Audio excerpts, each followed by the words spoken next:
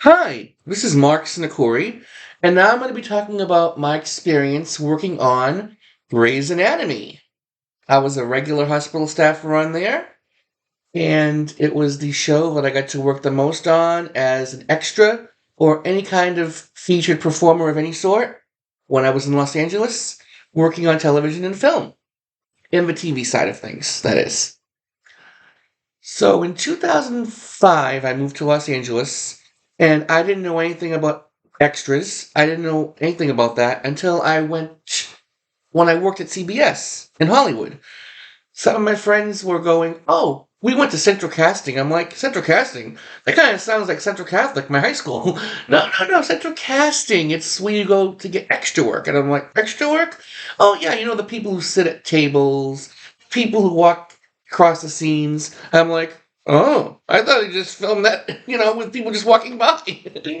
So I said, "Okay, I'm gonna join." And I joined, and it was always tough to get work through Central Casting. I would just call and they'd be busy signals. Desperate Housewives, busy signal. NCIS, busy signal. CSI, busy signal. And then after I left being at CBS Page, I was on Craigslist and I saw a post for a booking service for extras. And it was called Cut Above Casting, owned by Lisa Marquise. And I decided to go to the interview visit of those who wanted to be extras. And there were about, I don't know, maybe five, six of us there. And they told us all the stuff that would go on behind the scenes, proper set etiquette. And then I had several different wardrobe changes. And they took my photos several times. And I lost one of my shirts that I moved to LA with. I left it there at her house. And when I go home, I'm like, "Oh, I lost the shirt. I don't know what, I'm never going to get it back now." so so I joined Cut Above Casting. It was in September of 2007. That's when I joined it. I joined Central Casting in like spring of 2007, like maybe March or April, and then I joined Central Casting that fall. That fall around September, and then I got sent out a few times because I was working at the Nielsen Movie View, the Nielsen Movie Ratings company on Sunset and Vine at the House of Blues. And on days I was off, I put my availability. And pretty much I think it was once a week, like almost every Friday, I got booked on something. The first thing I worked on was Nip Tuck. Then I worked on the second time I was booked, I worked on, I believe it was Unhitched. It was a short lived Fox comedy. And then the third thing I worked, I believe, was Grey's Anatomy. And that booking was, I believe, the day after Hunter Tylo's son was killed. He drowned in a pool. Because I will talk to you guys about that in a minute. How that all played into the day I was at taping. So I got the call. You're booked on Grey's Anatomy. I believe it was Gil Espinosa. Gil, uh, extras casting director from Jeff Owen Casting. Cut Above Casting worked along with Jeff Owen Casting because they cast Grey's Anatomy. Now, I wasn't registered with Jeff Owen. I was with only Cut Above. So, being with Cut Above, I was able to get out to what different shows that casting directors they worked with. Not Central Casting, but they worked with, like Jeff Owen for Grey's Anatomy, and Sandy Alisi for, I think they had Greek. And if we weren't with Central Casting, we couldn't get out on any of those shows until we were registered with them. But then, well, fortunately, I was registered with Central, so I was able to get out to everything with Cut Above. So, like I just said earlier that day, it was at ABC Prospect Studios, and it was during the writer's strike. It was I believe it was in October of 2007. And I got there very early, and I was playing. I believe it was I know it was a hospital staffer. I forget what color scrubs I was. I know I was wearing scrubs. It might have been light green. It might have been brown. I don't even remember. But it was not the typical light blue. It was the brown. I think it was brown or green or one of those colors. And it was, I believe it was the second part of the two-part episode, Crash Into Me. It was a two-part episode that fall on Grey's Anatomy.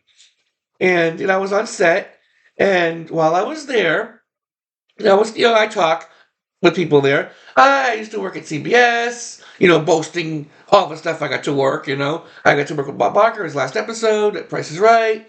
I'm doing this. While I was there was this woman there. And she was blonde, she was sweet, she was cute, she was sensual, she was good looking, and she was someone I was very interested in. And we struck up a conversation that day in the extras holding area. And throughout the day, during tape stops, we were always around one another. And she was talking to me about all her life. I'm a nurse. I'm an actor. I'm in SAG. I'm in SAG. I'm in AFTRA. He was in both because the unions hadn't merged then until 2012. Then they merged. I've done the daytime soaps. I've had lines. I work at UCLA Medical Center. This and that. And she looked about maybe, I would say, 12, 13 years older than me. I didn't know she was much older. But I was guessing she was older. Like, older. And, during tape stops, we were walking through the alleyways outside and talking and just, I'd be looking at her and she'd be just staring at me all dreamingly. I'm saying to myself, oh my God, what if this girl likes me? I didn't know if she was seeing anyone. I didn't want to date anyone much older than me. But now this is a story, a side story that happened the very first time I worked at Grey's Anatomy. So the girl, she was looking at her phone, and she goes, oh, my friend's son just died. I'm like, oh my God. Yeah, my friend, she's an actress on Bold and the Beautiful, Hunter Tylo. I'm like, you know Hunter Tylo? Yeah, well, I work on the soap operas. And then I said, okay. So it was the day, I think, after her son died, I worked on Grey's Anatomy. And I'd always remember that because of that incident that happened at the show and getting to meet that woman who became my ex-girlfriend in 2014. We went out in 2012 and it lasted until 2014. So that's a little side thing there. So getting back to Grey's Anatomy, I worked that day of extra work and that was it. And then I worked a few more shows that fall, and I just didn't resubmit to Cut Above. I was busy. I was working at Nielsen. I was busy trying to woo Annette Funicello's niece because I was going out with her at the time, or I was interested in going out with her. And then I left Nielsen in 2008 in the fall. I got my real estate license, and then by that time it turned to 2009, and then I rented out a few places. I went home for the summer of 2009, and then I said, I'm going to get back into the extra work. And I did. And fall of 2009, the very first show I worked was Grey's Anatomy. And I was cast as a hospital staffer, the light blue scrubs. The attending, or the resident, or whatever you want to call it. And it was in the episode Give Peace a Chance. So I worked that episode, and while I was there, fun fact about the episode was we were in the extras holding area, and the door kept swinging open because there was a air conditioner that kept blowing air at us through the the room, and the door kept moving. So the assistant director was saying, guys, they're filming in there, the red light's on, just be quiet as you walk on set. So we're all walking toward the door, and I'm sure it was Patrick Dempsey that was walking with, I think it was Eric Dane or one of them, and he looks at me, he goes, you know the red light's on? I'm like, yeah. And he looks at me and he just freezes, and he's like shaking his head, like intimidating me. And I go, well, they said we can go in if we're quiet. So he looks at me, shakes his head, smiles, and just laughs and walks off. And that was like one funny moment I can recall with Patrick Dempsey and me. And I know it was Patrick Dempsey because he was in the seat. He was like walking right by me. And I'm like, that's that guy at Grey's Anatomy, the lead. So that he was in the scene with me. And that was the episode Chandra Wilson. That was like her debut directing episode. And she was right in the scene with me, right in that smack right to the left of me in the scene. And Patrick Dempsey too. And then I worked Grey's Anatomy again, I believe it was in early 2010. And it was the episode The Chief, it was called Time Warp, I believe. Time Warp. And we were all in like a lecture hall. And he was talking about his his alcohol addiction.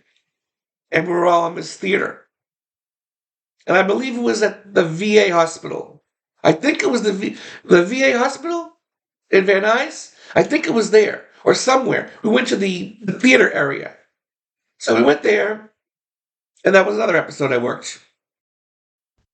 So that was part of season 6 when I worked that show. Just that one time. And then when the show started its 7th season, in the second half of the year, in like January, February, I said to myself, I have to join Jeff Owen now. Maybe if I had been with the company, I'd be calling them. Maybe I'd be getting booked by myself on the show. So I submitted, and I registered with them. And Cut Above got me on twice in season 7, though. I had not submitted myself. They weren't calling me still. Jeff Owen, I was still getting through Cut Above. So Cut Above got me on one episode till the end of season 7. And in the extras holding area, I met this woman, and she goes, "Oh, our uncle was a producer, I believe, on all these shows from the 70s, and he got her to be an extra on the spin-off episode of Different Strokes for The Facts of Life." It was the scene, like, where they were in the house den, the main hall, and she played some, like, somersaulting girl. There were, like, 2 of them in the scene, and she was one of them. This girl with blonde hair. Her name was Dejanine. Really nice girl. I lost touch with her, though. And she's like, yeah, I can help you out. I know a lot of people, but I lost touch with her over the years. And so, I was talking with this guy there at the same time. We were all hanging out in the extras holding area. And this one was also at the VA hospital, I believe. And then a couple of months later, I worked on the season finale of season 7, Unaccompanied Minor. And they featured me in that scene, right next to Chandra Wilson and then Daniel Sanjata, as the chief was talking about the plane crash going down. So I said to myself, maybe I'll be a regular hospital staffer. Who knows? Cut Above has gotten me on this show more than any show they've ever done before. But I've only worked so few times over the years on it. But it's the most I've worked on any show as an extra or anything. So then they got me on the premiere of season 8 a couple of months later. And I was like, wow. So I told some people there, I said, does that mean I'm going to be a regular? I said, it's only the premiere. Maybe they might just skip and just get me back another time months from now. Because it was still through Cut Above. So, and I didn't work episode 2. I didn't work episode 3. So then I heard something on Jeff Owen's line about character actors they needed. And I submitted, and Gil called me. He goes, Mark, I like your look. You're going to work the show one day at the VA hospital. It's going to be, it's the episode Love, Loss, and Legacy. It was the 5th episode of season 8. Debbie Allen, Nurse Catherine, was going to be there. It was her introduction episode. And the scene was going to be between her and the lucky featured extra who they were going to audition. Like he told me, he goes, they're going to work one day on the show, and then we're going to have the audition that day with you and another guy who we picked that could possibly be in the scene, the featured scene. So I went to the show, and they actually auditioned all of us to stare at the guy's, when he dropped his robe on stage because it was about a penis episode, reconstruction. So, of course, out of the 10 people they called back, out of the 30 or so they auditioned for stares, who was the first one called? Me. Mark, you're coming back next week. Okay. So I worked I kept going back to the VA hospital. Kept going back. Or ABC Prospect. And then the assistant director, Sean Hanley, comes over to me. Okay, Mark, we're going to... Stephen Cragg, the director, is here. And I'm going to read the scene. It's Debbie Allen's character. And you're going to do a stare and a reaction. And I did that. And then the other guy, ironically, was the guy I met with Dejanine, who we were all talking that day on set a couple of months earlier. He was also picture picked. So we both did our reactions, and he got chosen to be featured. But when they did the scene, in the edits, they edited it out. So his feature, they didn't show him his reaction. They got the whole thing, her dialogue to him and everything. Just they cut it right out, and they didn't even use that in the extras for the deleted scenes on the DVD for season 8. So in a way, I was like, wow, that helped me become a regular hospital staffer. Every week after that, I never saw that guy again on set, but I kept going back and back and back as that light blue every week. And the cast and crew were amazing. I got to meet everybody in season 8, everybody that worked in season 8, every cast member I met. I got to say hi to them. They said hi to me. Sandra Oh, every morning when I'd be the first one there in the morning, and she'd come out of her trailer every morning with this big smile. Every morning. And I got to work with her. I got to be featured with her in that scene on Love, Loss, and Legacy in one of the scenes in the hospital operating room. And with Sarah Drew. And I got to meet everybody else. I got to meet Patrick Dempsey. I got to meet Eric Dane. I got to meet James Pickens Jr., Chandra Wilson. I got to meet Alan Pompeo, Kevin McKidd. You name it. All the cast of season 8 at least said hi to me once, twice, whenever they saw me. Hi, And the crew was amazing. The assistant directors, Sean Hanley and Annette Sutra, always, they were some of the best. They knew all our names. Mark, great to see you. Mark, come on in. We need you now. Come on in. Mark, you're going to stand there. Mark, you're going to do that. So, and the second AD, Kathy, I forgot her last name. She was there a while too, but she was amazing.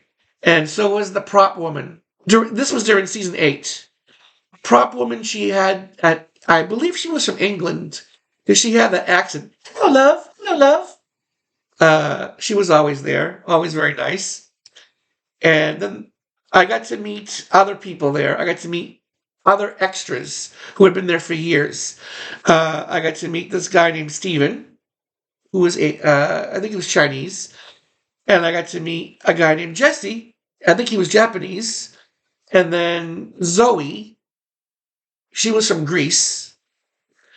And Angela, she was living in Manhattan Beach. And I got to meet Nurse Bokian, Boki, who was always with Patrick Dempsey in the scene. She always was there in all the operating scenes with him, or practically all the operating scenes. I remember when she had a line, she had said her line, and when I said, "Oh, congratulations, good job," she went, thank you.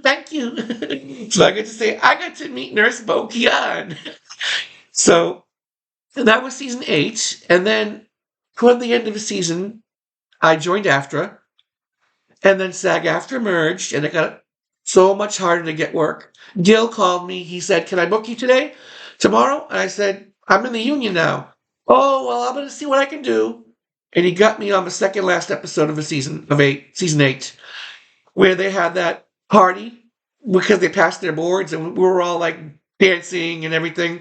And you can see my head rolling for a few seconds and my body dancing for like a split second. That's it. And then it just got so much harder to get work on the show. But Gil did get me on a few times here and there. In season 9, he got me on, I believe, once. And season 11, he got me on a few times. This was in 2014 now. Season 11. That's the last time I worked the show was 2014 in the fall. One of the episodes, there was a tree. The guy had a tree stuck in him, like a tree branch. And they featured me for like a split second, like reacting to it. And that was the last time I was shown on anything on TV. And then I worked it like one more time after that, and that was it. But I said to myself, I'm in the union now. I want to go for speaking parts. I need a legit agent. Even if I have an agent, it has to be a legit one to get me out. And I didn't have that. So then I moved on. I was doing the paging. I got into paging again, like I did at CBS, with 8-page Enterprises Audiences Limited. So I got to work on the sitcoms, greeting and processing the audiences. So that's why I stayed away from doing extra work. But Grey's Anatomy was the show that I worked the most on as an extra or just any performer in any way.